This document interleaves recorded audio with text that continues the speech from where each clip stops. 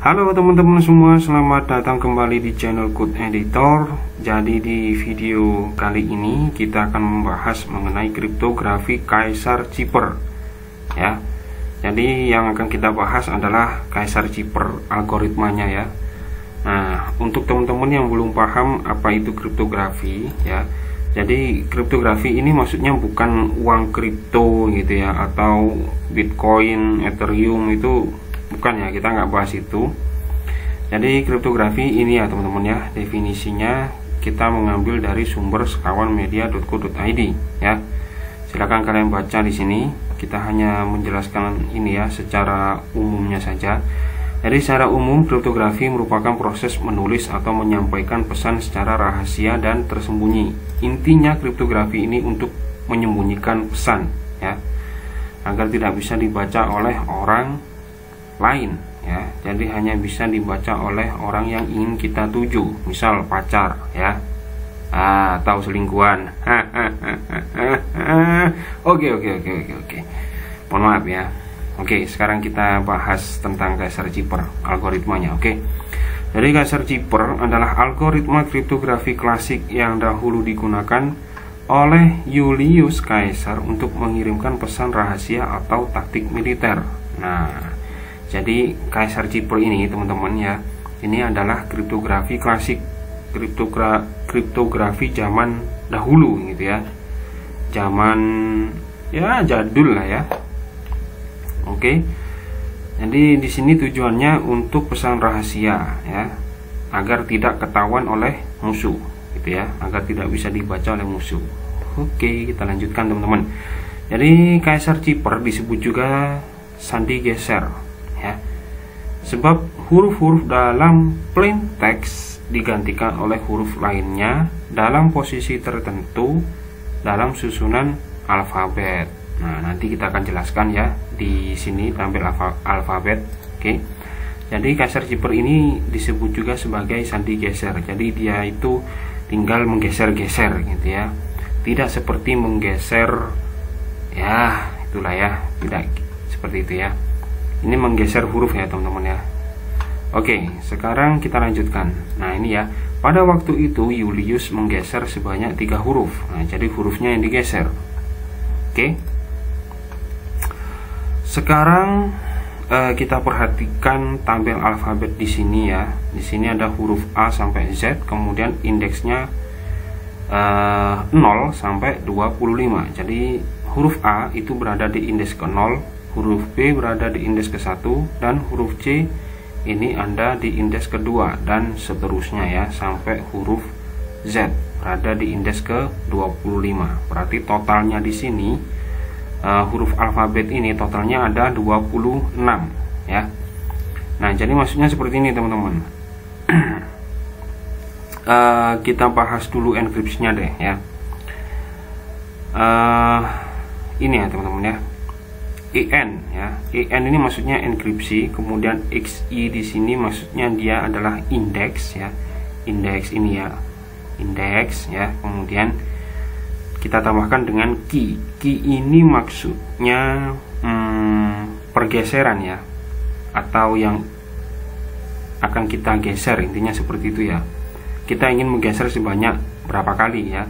Sebagai contoh kan di sini Julius menggeser sebanyak 3 huruf gitu ya. Kemudian di modulus dengan 26. Nah, kenapa 26? Karena total dari huruf alfabet ada 26. Huruf A sampai Z ini totalnya 26. Jadi seperti itu ya teman-teman ya. Nah, sekarang kita masuk ke perhitungannya seperti ini ya, contohnya. Jadi kita ingin mengenkripsi huruf A. Huruf A ini berada di indeks ke 0 ini ya. Nah, kemudian key-nya ya, key-nya itu 3. Karena di sini sebagai contoh ya, Julius menggeser sebanyak 3 huruf. Nah, berarti key-nya ini ada 3.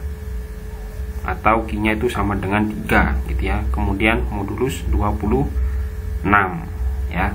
Jadi 0 tambah 3 sama dengan 3, kemudian 3 modulus 26 sama dengan 3 ya.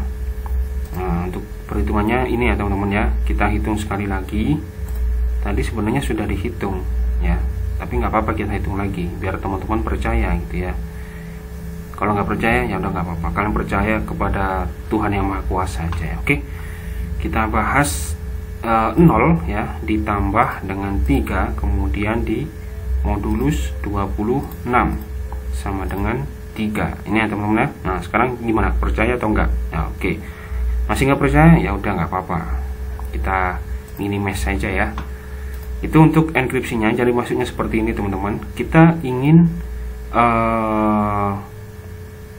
menenkripsi huruf A ya. Nah ini ya huruf A, kemudian kita setting key-nya sama dengan 3, berarti kita geser ke kanan sebanyak 3 kali, 3 huruf ya.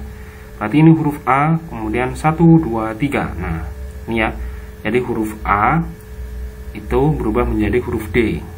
Nah seperti itu ya. Nah bagaimana kalau kita geser sebanyak 5 gitu? Nah berarti ini huruf A kita geser ke kanan sebanyak 5 kali, 1, 2, 3, 4, 5. Ini ya teman-teman ya, huruf A berubah menjadi huruf F, itu kalau key-nya sama dengan 5.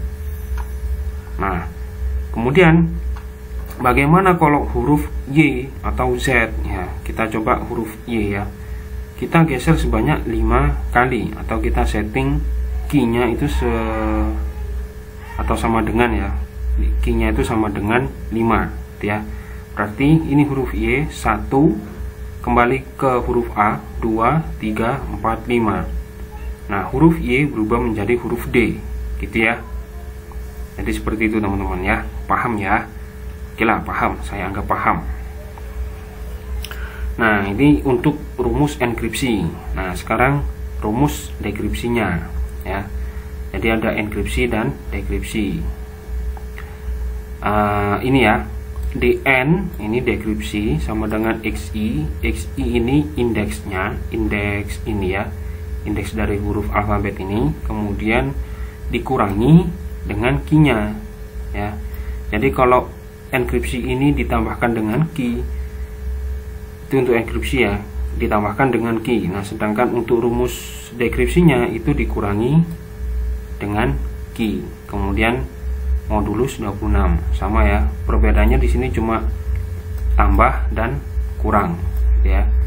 Nah untuk contohnya seperti ini ya. Tadi hasil enkripsinya di sini kan 3 ya, huruf D ya. Nah 3 dikurangi dengan 3. Nah berarti 3 digeser ke 3, digeser ke kiri karena dekripsi gitu ya. Jadi huruf D kita geser lagi ke kiri untuk kembali ke huruf aslinya. Jadi 1, 2, 3 ya. Jadi dia kembali ke huruf A, huruf aslinya. Oke. Jadi key-nya ini harus sama ya teman-teman ya, nggak boleh beda ya. Kalau enkripsinya key-nya ini sama dengan 3, berarti dekripsinya key-nya juga harus 3. Nah kalau enkripsinya key-nya ini sama dengan 5 ya, berarti untuk dekripsinya key-nya ini juga harus sama dengan 5 gitu ya. Oke. Nah sekarang kita lanjut ke contoh ya teman-teman ya. Contoh. Oke. Di sini ada teks ya, Ahmad. Nah kita geser sebanyak 3. Nah berarti key-nya sama dengan 3. Nah ini berarti Ahmad ketika dienkripsi menggunakan algoritma Kaiser Cipher, nah dia berubah menjadinya teman-teman ya, DKPDG. Nah jadi huruf A ini tadi kita sudah bahas, dia berubah menjadi huruf D ya. Nah kemudian huruf H, sekarang kita perhatikan huruf H. Huruf A ini berada, huruf H ini ada di indeks ke-7 ya. Kita cek ini ya teman-teman ya. Kemudian digeser sebanyak 3 huruf karena key-nya sama dengan 3. Berarti 1, 2, 3. Nah dia berubah menjadi huruf K. Nah gitu ya teman-teman ya. Begitu juga dengan MAD ya. Nah kemudian untuk dekripsinya sama ya. Hasil enkripsinya kan DKPDG ya. Ini ya DKPDG. Kemudian kita ingin mengembalikan ke teks aslinya ya, atau kita ingin dekripsi. Nah ini rumusnya. Jadi tinggal dikurangi saja ya, dikurangi dengan key-nya. Kalau enkripsi itu ditambah, kalau dekripsi itu dikurangi. Jadi seperti itu ya teman-teman ya. Oke, bagaimana teman-teman? Sudah paham atau belum ya? Oke, sekarang ini ada program ya teman-teman ya. Jadi nanti kita akan mencoba mengimplementasikan Caesar Zipper ini ke program ya. Jadi di sini kita menggunakan CI atau Code Igniter versi 3. Nah, nanti kita akan ngoding bareng gitu ya. Jadi biar teman-teman itu nggak ini ya, nggak cuma paham ininya ya, rumus enkripsi dan dekripsinya. Jadi kalian juga paham dengan codingannya gitu ya. Jadi biar sama-sama belajar di sini ya. Nah, di sini kita perhatikan di sini ya. Nah, ini ada teks asli, nanti kita inputkan di sini ya. Tapi nanti kita setting ini teman-teman. Kita setting huruf alfabet, huruf kapital semua ya. Nah, nanti kita setting jadi nanti hurufnya tuh harus huruf besar semua seperti ini tuh ya. Nah, kemudian di sini ada key ya. Key-nya ini nanti kita bisa kasih 3, 4, 5 gitu ya. Nah, kemudian ketika kita klik enkripsi, maka hasilnya muncul di sini ya. Muncul di sini di bawah hasil enkripsi Ciphertext gitu ya teman-teman ya. Nah, kemudian di sini ada dekripsi ya. Nah, jadi nanti hasil enkripsinya kita copy, kita letakkan di sini ya. Kita letakkan di Ciphertext ini ya. Kemudian key-nya harus sama ya. Kalau di sini key-nya kita pasang angka 5 gitu ya. Nah, berarti key-nya untuk dekripsinya harus 5. Jadi key-nya itu harus sama. Nah, kemudian ketika klik dekripsi, maka dia kembali ke teks aslinya, plain text ya. Jadi seperti itu ya teman-teman ya.